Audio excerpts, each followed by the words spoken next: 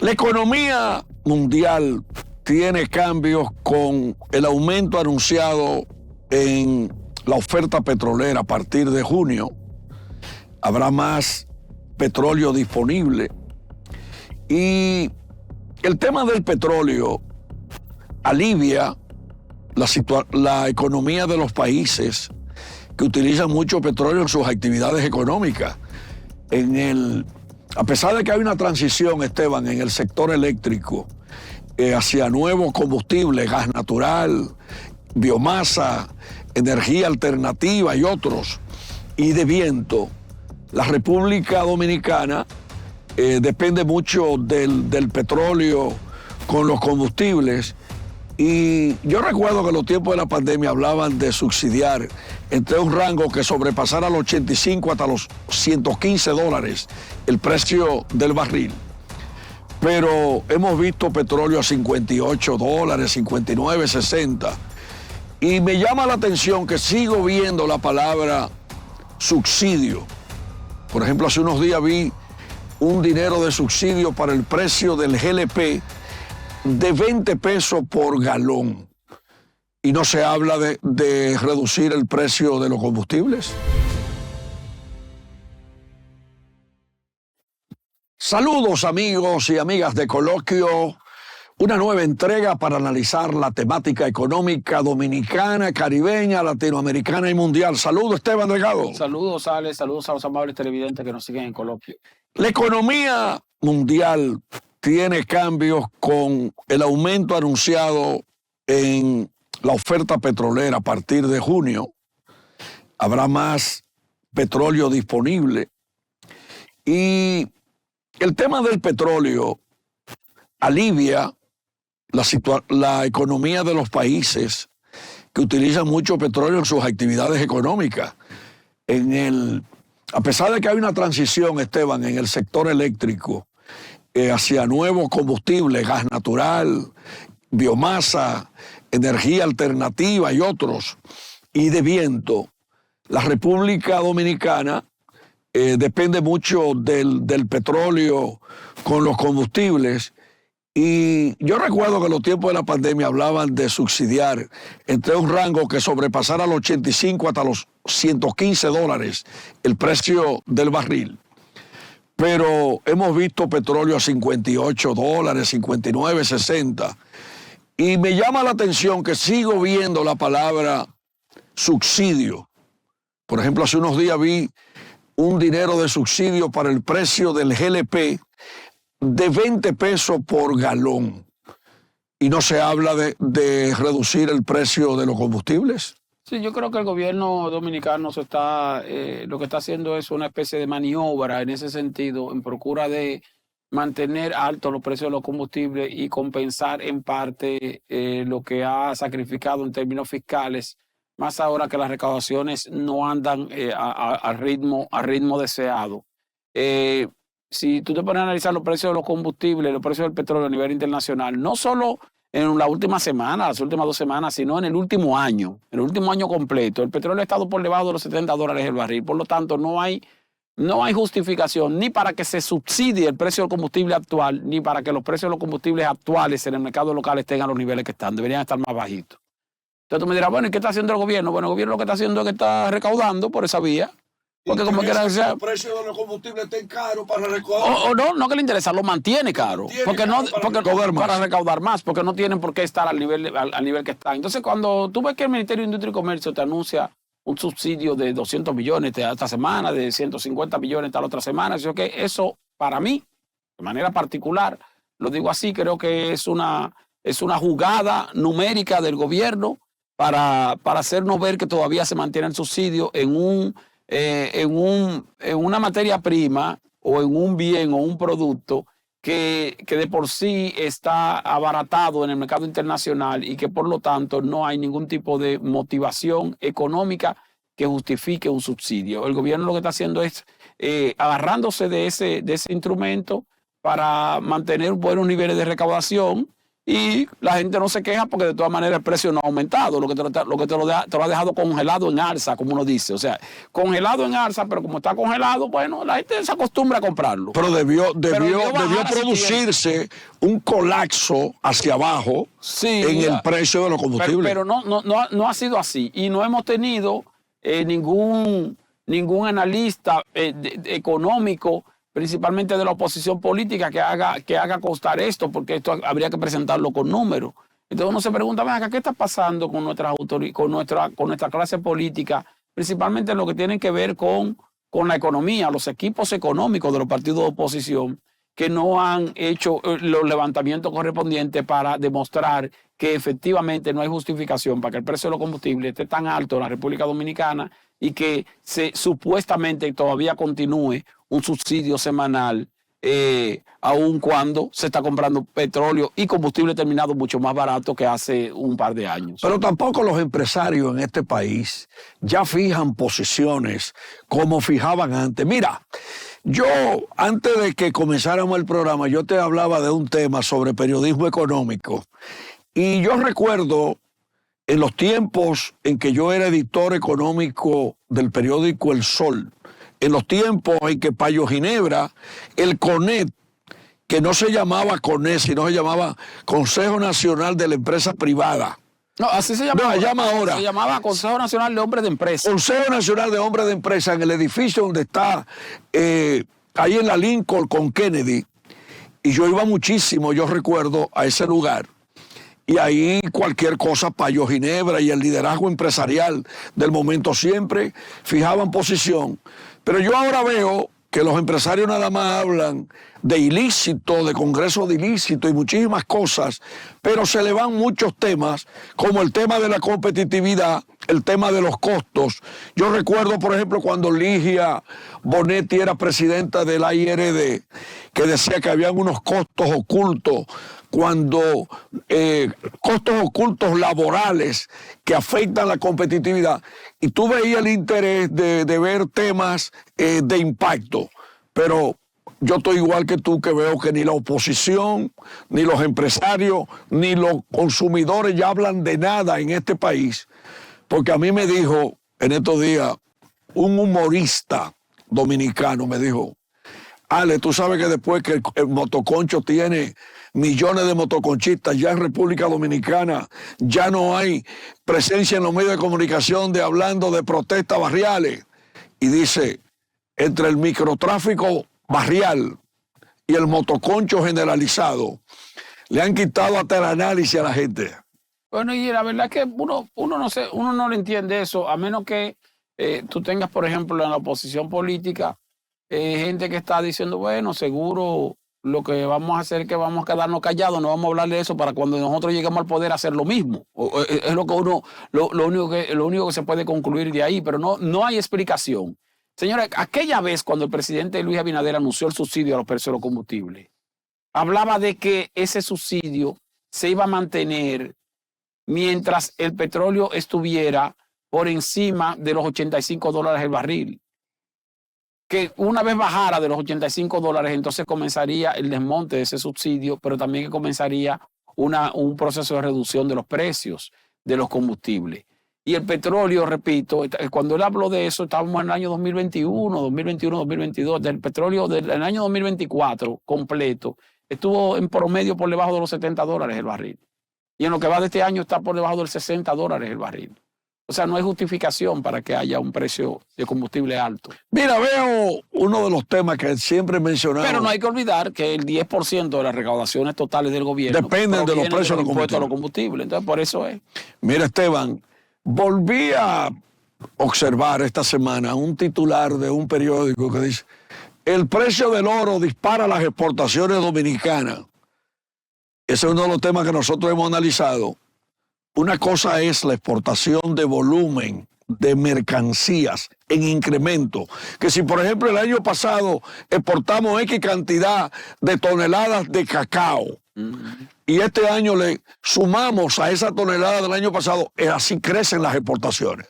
Pero el precio dispara los ingresos en dólares, pero es el precio, No las exportaciones. No el volumen exportado. No el volumen ¿Qué exportado. lo pasa con el oro? El oro está cotizándose, señores, a $3,300, $3,400 la tonelada. La onza Troy. Eso, señores, es un precio exorbitante. Eso está fuera, eso está fuera de récord. Cuando aquí se hizo la renegociación con la Barry, se hablaba de que el gobierno iba a recibir ganancias adicionales siempre que el petróleo se mantuviera por encima, que el precio del oro se mantuviera por encima de $1,200 la onza. Óigame bien, se hablaba de $1,200 la onza. Hoy día la onza de oro está 3 veces más alta. 3 veces más alta. $3,400 la onza. O sea, no en 2,000, 2,500, que sería un precio muy favorable, ¿no? Está en un precio súper favorable. Claro que los niveles de exportación, de extracción y exportación de oro de los últimos 2 años o del último año y medio están muy por debajo de los niveles de exportación de los años 14, de 2015, por un asunto de la presa de cola y eso, que se ha detenido o se ha ralentizado un poco la producción, pero se mantiene el beneficio por el precio elevado que tiene el oro a nivel internacional, no así por la cantidad que se esté exportando. Mira, vamos para que nos vayamos al cambio. Hay un tema de 4 productos que hay que rendirle, mira, un informe económico oficial sobre el impacto de lo que hablábamos ahorita de la baja del petróleo, del precio récord del cacao, del precio del café. Óyeme, pero yo estoy escandalizado con los precios internos del café. Una libra de café tiene un precio que va tan rápido en incremento en el mercado local que creo que la gente va a tener que cambiar por razones de precio en una parte a consumir jengibre con cúrcuma y muchísimas cosas y buscar los tececitos que hacían nuestros padres antes con el limoncillo y otras cosas, porque el precio del café está inalcanzable y es uno de los precios que va subiendo dentro de la canasta familiar. Ya un sobrecito de café es un lujo, Esteban Delgado. Sí, ciertamente está aumentando de manera extraordinaria y eso es una demostración precisamente de cuán dependientes somos nosotros del café importado. Aquí se habla mucho del café, bueno, el café, producción nacional, la producción nacional de café es muy reducida en comparación con la demanda. Como estamos importando una cantidad extraordinaria de café, quizás el 70 al 80%, más del 80% del café que se consume aquí es importado. Y como está subiendo en el mercado internacional, pues entonces también se aumenta en el mercado local. Pero mira, vamos a la pausa ya. Sí, nos vamos a la pausa, pero mira, una lata de café importado te está costando casi 600 y otras cuestan 600 y pico, y el café dominicano hacia el cielo. Vamos al cambio, venimos con César Heredia, presidente de UNAZúcar, para hablar de la innovación en la industria azucarera dominicana. Bien, amigos y amigas, vamos a recibir en coloquio, Esteban Delgado, vamos a recibir a César Heredia, presidente de UNAZúcar, a propósito de un tema de mecanización, innovación, dominicanización de la industria azucarera. Saludos, César. Buenos días, Alex. Buenas noches, buena madrugada. Sí, recuérdate que los programas se divulgan a cualquier hora ya. Se ven a todas las horas, pero a ese público de coloquio que ávidamente espera cada sábado. Y cada domingo. Domingo 7 de la noche. Domingo 7 de la noche. Ver el desarrollo Su Mundo TV de 7 a 8 de la noche. Y los sábados en Telesistema Canal 11. Mira, ese tema de la dominicanización realmente es un tema motivador de la necesidad de depender de menos mano de obra extranjera, César. Es así. Y más tecnología. Quiero saludar también a Esteban. Pero claro. Hace un tiempo que no nos juntábamos. Sí, teníamos un tiempito sin vernos, pero nada, aquí estamos. Perfecto. Sí. Alex, es una necesidad que se ha expresado la mano de obra extranjera que participa en diferentes actividades de la producción nacional, fundamentalmente agrícola. Y esta mano de obra se ha insistido en que debe estar regulada y estamos de acuerdo en que debe ser regulada. En tanto esto se haga, la industria también necesita tecnificarse. La industria también necesita desarrollar mecanismos que le permitan enfrentar los retos de lo que es la competitividad a nivel internacional. Nosotros somos un país productor de cacao, productor de azúcar, productor de arroz, productor de banano y de otros rubros que requieren de que tengamos el desarrollo tecnológico para poder competir adecuadamente en un mercado internacional cada vez más exigente. Pero de todas maneras, Heredia, nosotros como quiera no podemos escaparnos de la realidad. Incluso los países más desarrollados en materia de producción agropecuaria, tienen dependencia de mano de obra de inmigrantes. O sea, no de mano de obra, vamos a decir, humana, aparte de los avances de mecanización, sino de inmigrantes, que deben estar regulados. Ese es otro tema. Pero yo siento que aquí es medio eufemístico cuando se habla de mecanización en áreas donde sabemos que siempre va a haber una dependencia importante de las horas hombre, como se dice. Sí, pero que además esa mecanización, esa introducción del elemento tecnológico lleva tiempo. A la industria azucarera le ha costado un tiempo importante llegar al 75% de lo que es la mecanización agrícola, a lo que es prácticamente un 90-95% de lo que son los procesos automatizados en la parte de fabricación de azúcar. Y tiene que comenzar en un momento determinado. No es fácil, pero tiene que comenzar.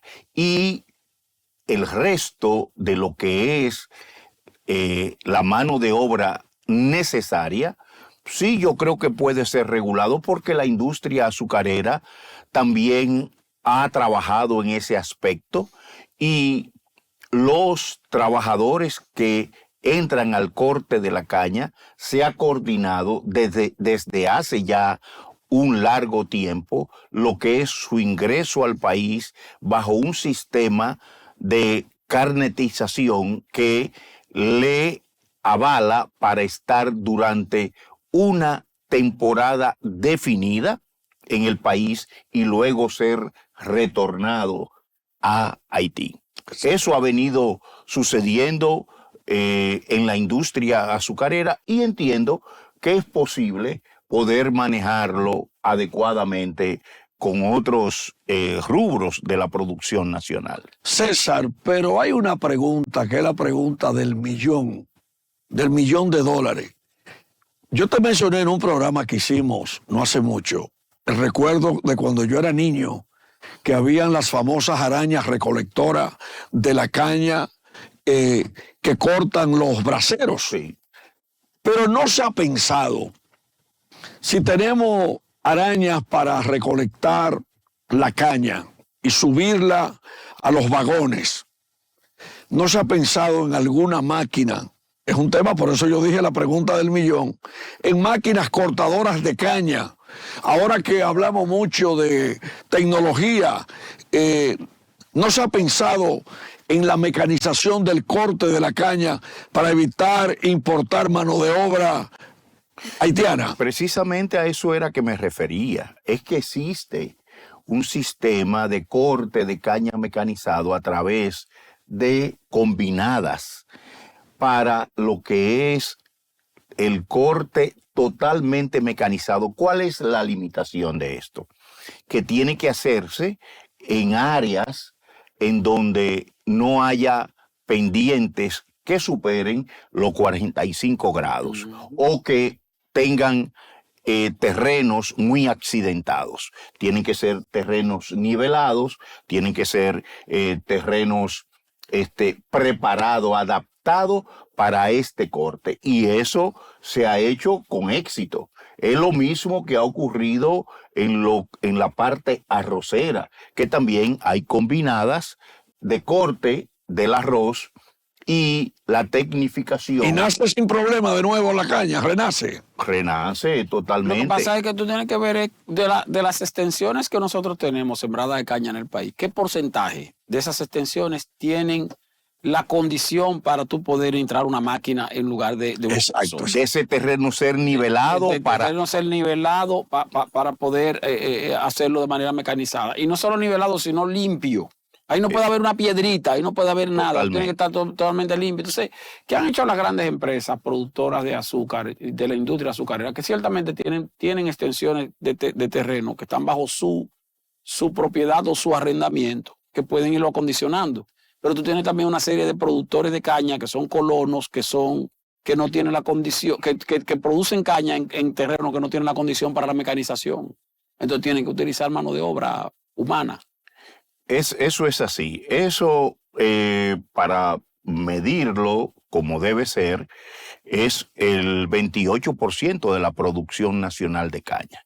Los colonos tienen que ir trabajando en pos también de esa mecanización y establecer negociaciones con las empresas productoras a fin de que la empresa productora de azúcar sea la que facilite la nivelación de esos terrenos y la posterior ejecución mecanizada del corte de la caña. Pero eso se ha ido logrando. Por ejemplo, en Barahona, en donde la caña es totalmente... A base de riego. Es a base de riego, pero además es caña que pertenece a la empresa. A la empresa No hay colonos. colonos. Entonces, allí es más fácil desarrollar todo un programa de mecanización agrícola. Heredia, vamos a hablar un poco de producción y de consumo local y de exportación. En este momento, ¿cómo está el mercado azucarero en cuanto a producción, en cuanto a consumo local y en cuanto a niveles de exportación? Mira, la producción nacional debe, al final de la zafra, arrojar una cantidad de azúcar que permita el equilibrio del consumo. Debe producirse la cantidad de unas 650,000 toneladas métricas, que es lo que necesitaría el mercado interno y lo que son los compromisos internacionales que de manera fija tiene el país dominicano. Estamos hablando de que el país debe exportar hacia el mercado norteamericano de cuota unas 189,000 toneladas métricas de azúcar, 190,000 toneladas métricas de azúcar. Hay un consumo de azúcar pardo que está alrededor de las 240,000 toneladas métricas en el año y de 180,000 toneladas métricas de azúcar refino, porque el mercado de alimentos y bebida en el país ha ido en un desarrollo ascendente y cada vez demanda más de lo que es el uso del azúcar refino, que es un azúcar de uso exclusivo, aunque se use para otras producciones, pero es de uso exclusivo para lo que es la producción de alimentos y bebidas, confistería, Cuando hablamos de etcétera. azúcar refino, hablamos de azúcar blanca. Azúcar Lo que le blanca. dicen azúcar blanca. Azúcar blanca. Ese es un azúcar para el área industrial. Es más para el área más para el industrial que industrial. para el consumo a nivel de hogar. Sí, porque a nivel lugar la gente prefiere azúcar parda. Prefiere el azúcar pardo, afinada, aunque como le también dicen. se usa para la producción industrial, pero el consumo de azúcar moreno es el que se prefiere en el uso doméstico. ¿Qué fue lo que hizo el central Cristóbal Colón como que está produciendo como un azúcar parda más cercana al azúcar blanca? No, es definitivamente una fábrica de producción de azúcar refino, de azúcar Refino. blanca, sí. Está ya instalada y está produciendo ya hace unos años. O sea que Lo está hay una- compitiendo. porque como quiera que sea, hay un azúcar que es, vamos a decir, azúcar cruda, que se ve como más oscura, y hay otra que se ve como más afinada, que es más clarita, menos oscura, aunque también es crema. No es blanca. Es un asunto de proceso, básicamente. No es azúcar pardo en sentido general, pero lo que es la eficiencia de la producción azucarera nacional ha ido mejorando la calidad del azúcar. Ya tú no te encuentras con ese azúcar muy pardo que se veía en terrones, etcétera, sino que tú ves un azúcar suelto de un color Marrón clarito, sí, más claro, casi más- amarillo, sí, casi etcétera. amarillo, sí. Y ese es el azúcar que va como exportación hacia los Estados Unidos y es la que aquí se consume. ¿Qué estamos aportando hacia Haití?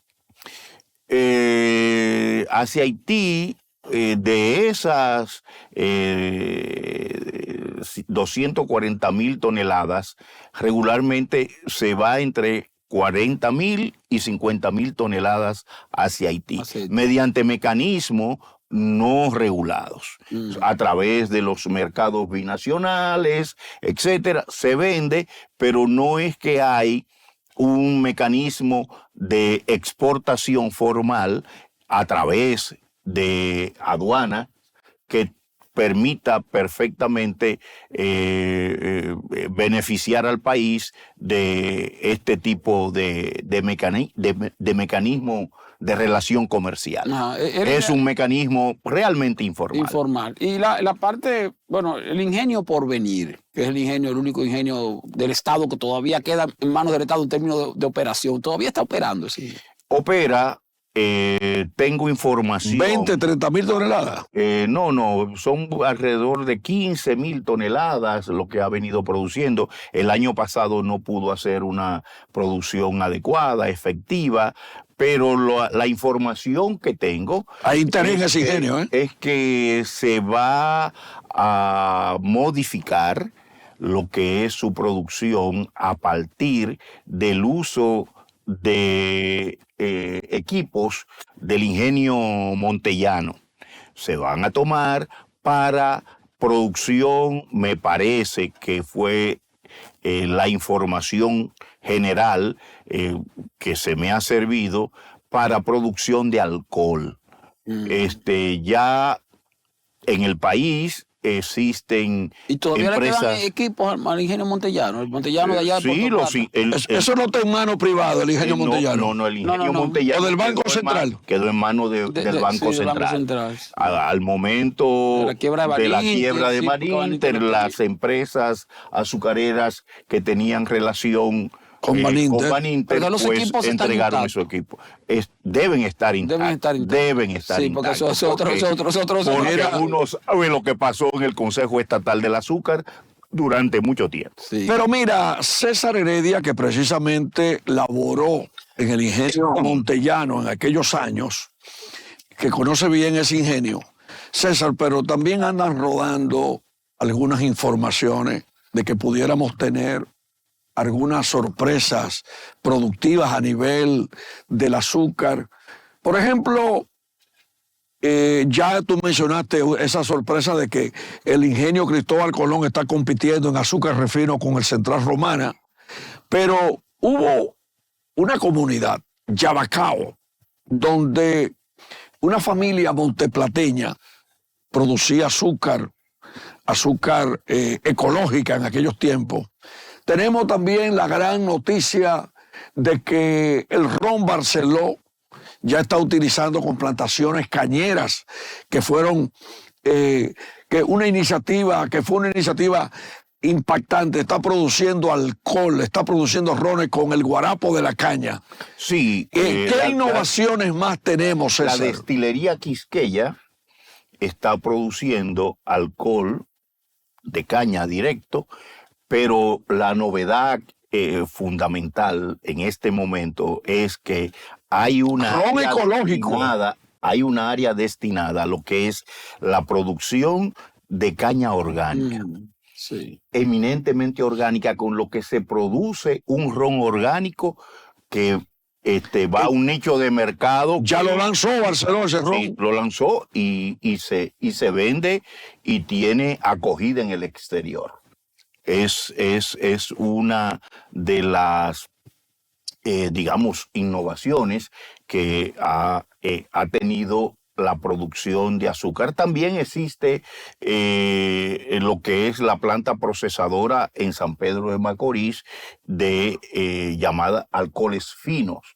Y en esa misma zona de Yabacao que tú señalabas, casi al lado, el Consejo Estatal del Azúcar estaba instalando un molino también para la producción de panela, de alcohol y de panela.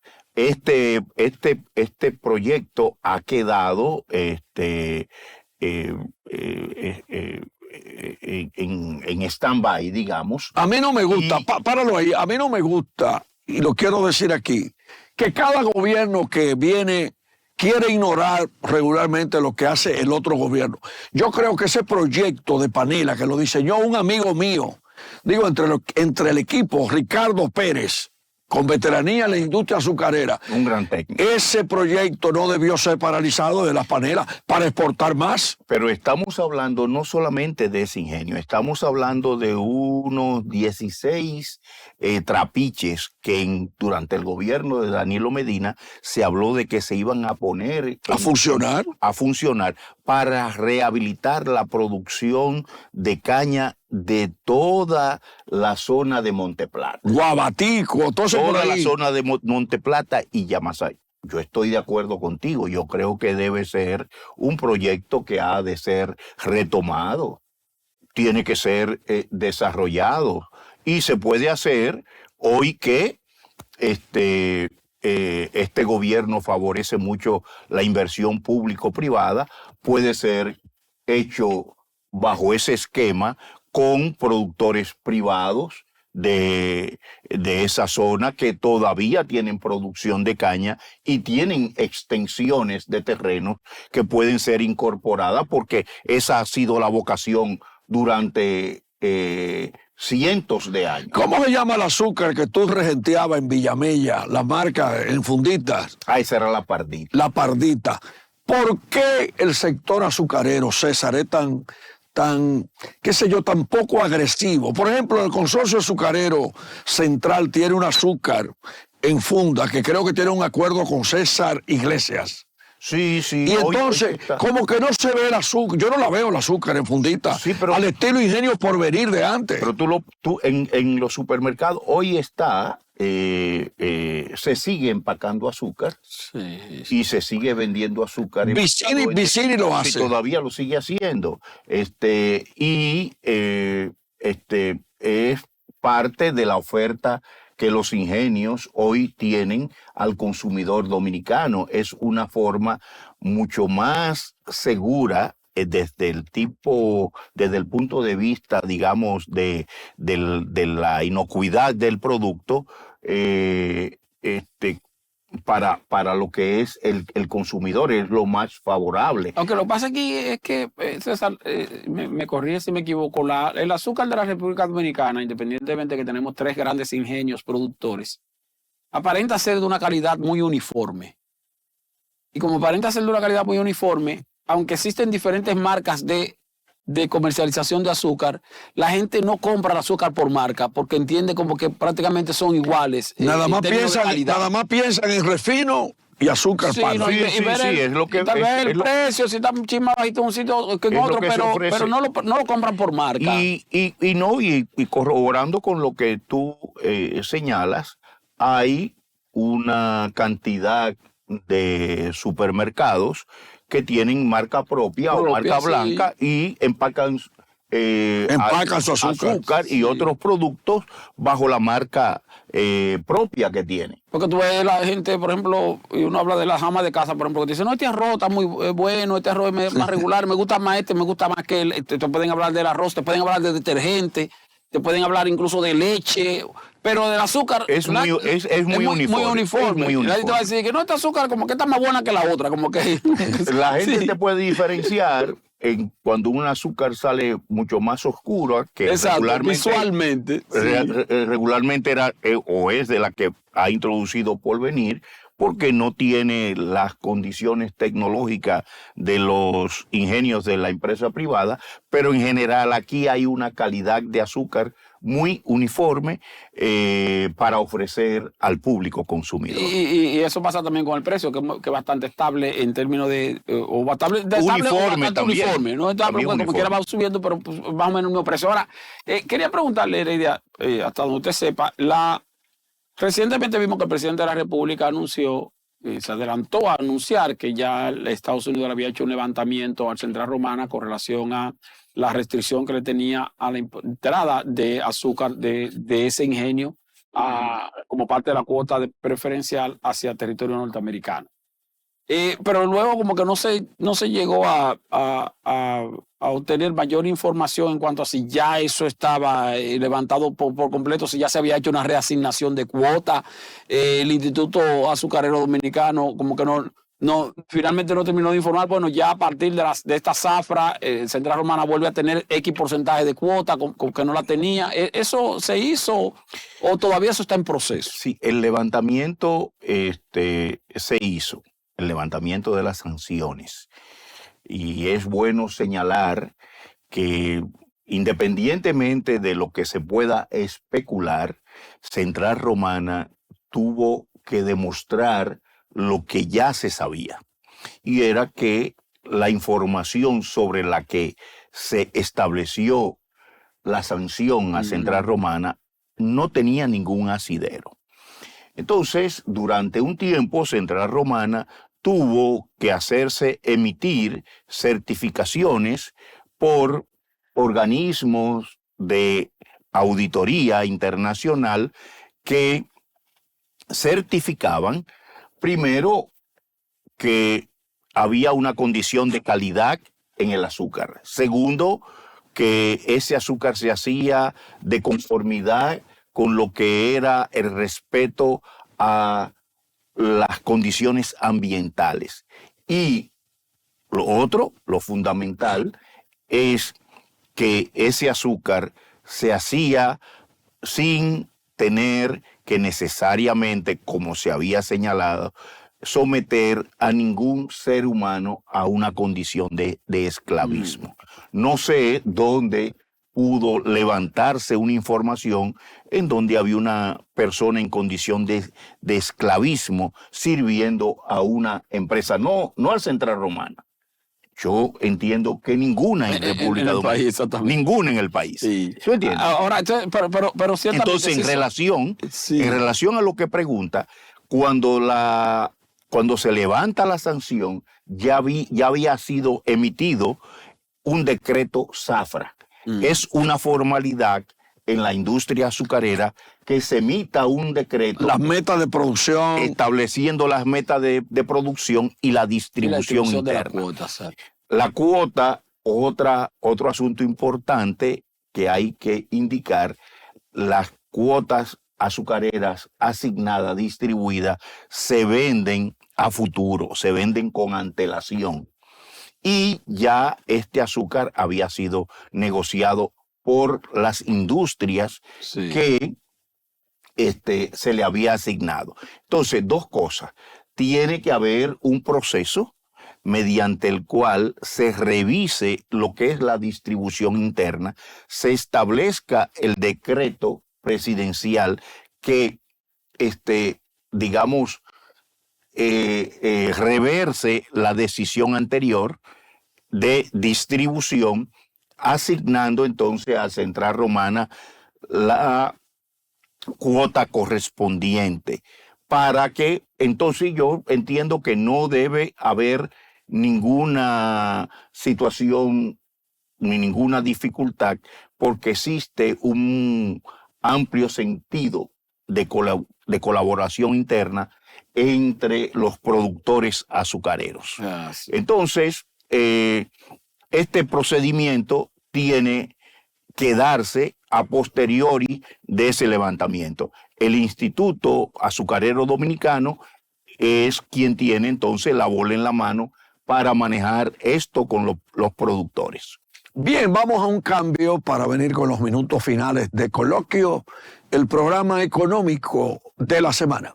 Bien, amigos y amigas, los minutos finales de Coloquio, en este día conversando con César Heredia, presidente de UNAZúcar. En agosto, César Heredia, siempre tenemos una importación de azúcar, no sé si eso es cíclico, pero creo que el año pasado importamos 175,000 toneladas. Sí, pero eso fue debido a la sequía. A la sequía, y que trajo como consecuencia una baja producción azucarera. Las importaciones, las expectativas que hay este año en relación con la producción han de garantizar que no sean necesarias. Si esos niveles de producción que aquí he señalado no se logran, habrá que necesariamente importar, porque los números que les di anteriormente, si lo calculamos, es justamente la demanda y los compromisos internacionales. Y los compromisos 650,000 toneladas más. Eso es más o menos. Y se tiene previsto que se va a producir eso. Eso se va a producir, eso es lo que está previsto, y entendemos que ante esa producción esperada no habrá importación. Condicionado a eso, Pero ha llovido mucho este año, ¿eh? Ha habido un excelente régimen de lluvia, y el año pasado también, eso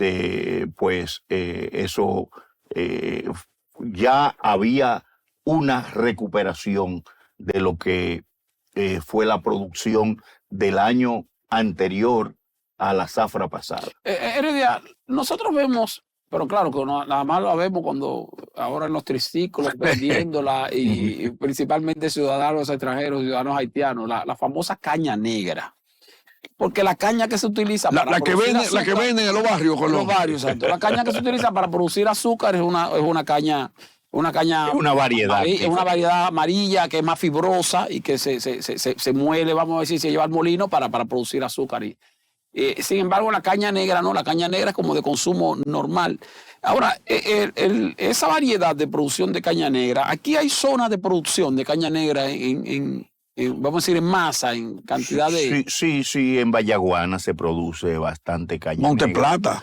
Sí, toda esa provincia, zona, toda esa zona de la provincia de Monteplata, entre Vallaguana y Monteplata, se produce bastante caña negra, pero la caña... Pero el consumo de caña negra es únicamente para comerla. Es para comerla, no tiene uso industrial. No tiene uso industrial. Pero además es una fuente de empleo y de ingresos para mucha gente. Sí, claro que sí. El triciclo lleno de caña negra. Sí, porque claro que incluso que en la capital, en algunas personas que son como centros de distribución, los venduteros ambulantes y se suplen de esa caña. Y que ya hasta en los supermercados tú la encuentras en gajos ya preparada. Que por cierto...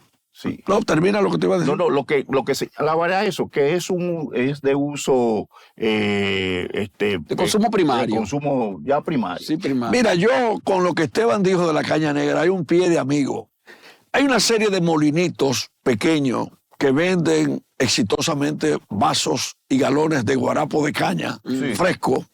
Pero aparte de eso, tenemos en Loma de Cabrera... Eso tiene que ser bastante... Porque sabes que eso se utilizaba mucho Y uno lo veía incluso hasta en la calle, pero había niveles de higiene complicados ahí, porque tú sabes que esa caña habría que lavarla, tiene que estar Ese es un tema. en perfectas condiciones de inocuidad. Entonces, los supermercados venden ese tipo de guarapo. Sí. Me imagino que ellos buscan la manera de que el suplidor de ese guarapo de caña respete las normas de higiene. Hay un que eviten contaminación. suplidor que está en San Jerónimo, que suple eso y sazones y jugo y muchísimas cosas. Pero mira, hay unos pequeños trapiches en Atomayor, en las matas de Farfán, utilizan para dulce de naranja y azúcar y melao. En Loma de Cabrera existe de hace más de 100 años el dulce en yagua, dulce de cajuil, dulce de naranja. La siembra de caña, además, para la ganadería a nivel provincial no sería una opción de dinamismo económico. Muchos productores de carne, cerdo y también vacuno, pues siembran pequeños predios de caña para lo que es la alimentación animal.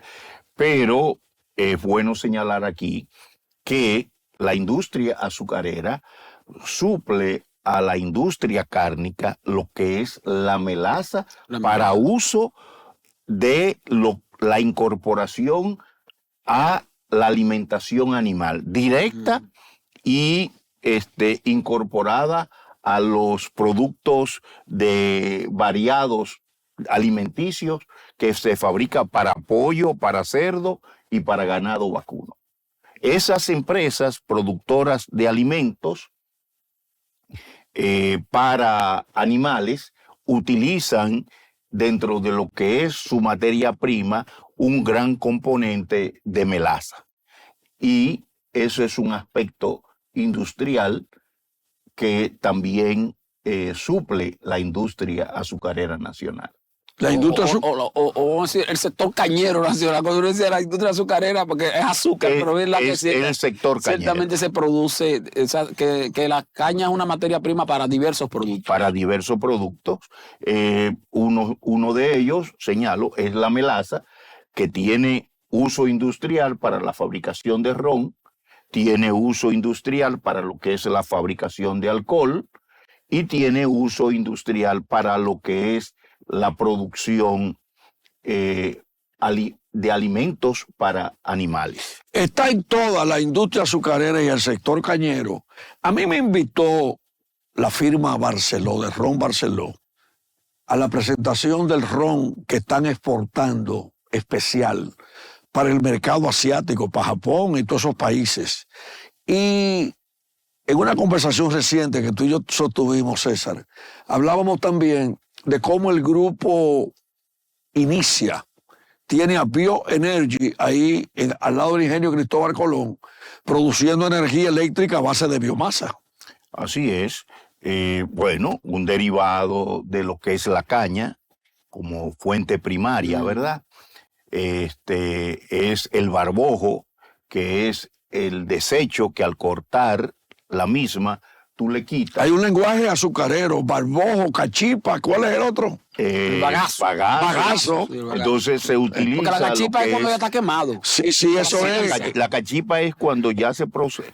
La Que está cachipa operando sale el ingenio. de la cardera. De la caldera. De la cardera. O sea, es un desperdicio de la cardera. Entonces, está el bagazo y está el barbojo, que son fuente de energía para producir energía eléctrica. Exacto. Entonces, conexo a lo que es el ingenio Cristóbal Colón, ahí está la planta procesadora para la producción de energía eléctrica a partir de biomasa, Sí, que es uno de los aspectos también que la industria azucarera favorece también, sí. en términos de lo que es aporte a la producción. Y tiene 30 megavatios, produce esa Sí, empresa 30 Bioenergy, sí. Bioenergy. De manera- Bueno, como hemos hablado ya en el día de hoy de ingenio, de azúcar, de productores de caña, de innovación, yo quiero, porque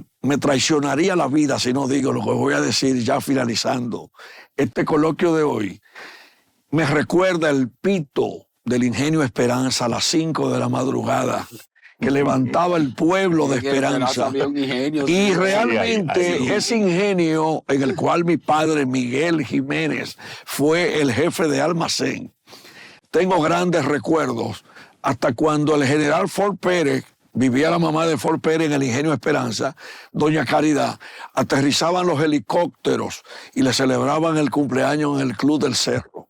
Pero son tiempos inolvidables.